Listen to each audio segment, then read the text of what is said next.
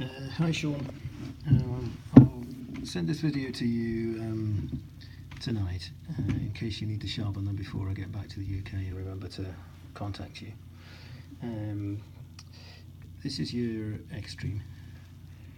Alright, so the first thing to do is to look along this top edge and you'll see that there's a thin line across there that goes all the way to the front. It's important that this front bit on the tip end is sharp. Okay.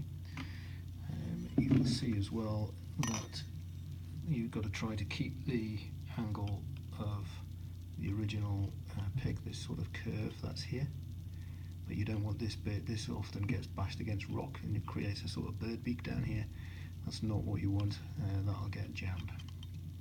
So how do you keep it nice and sharp? You want almost a razor sharp edge on this edge here. So I put it across my knee like this and then get a file and I follow the contour of that curve. So you're just doing this, following the curve, not going up and down fast or anything, just in single strokes away from you like that. You can hear it, okay, and then do the same on the other side. So you turn it over and do exactly the same on this side. So the file goes on and you're following the curvature round. Follow the curve, follow the curve. Yeah.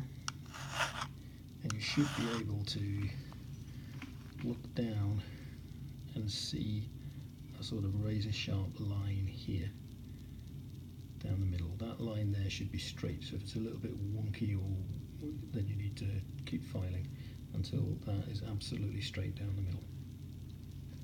You probably can't see it because it's not in very good focus, but that's now razor sharp. The next thing that you do is to turn the pick over and feel it with your finger along underneath.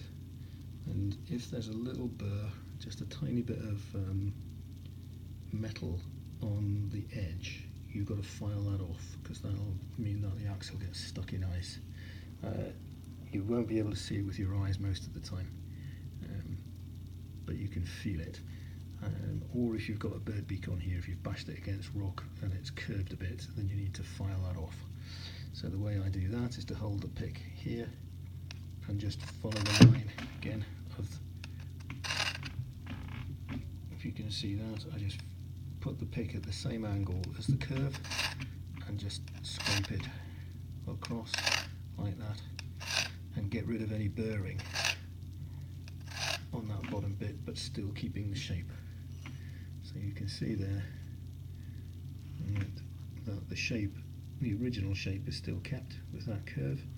I haven't got a bird beak or anything on there now, and that's basically all that you need to do. Don't go to town on it. So just as a reminder again, you want the front bit here really sharp.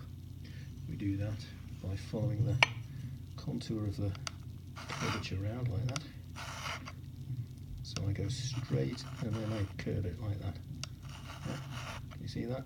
So it goes straight and then bend round, curve of the pick, turn it over and do the same thing.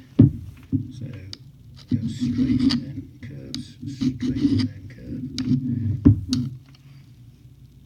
straight and then curve. Check that the line runs straight down the middle.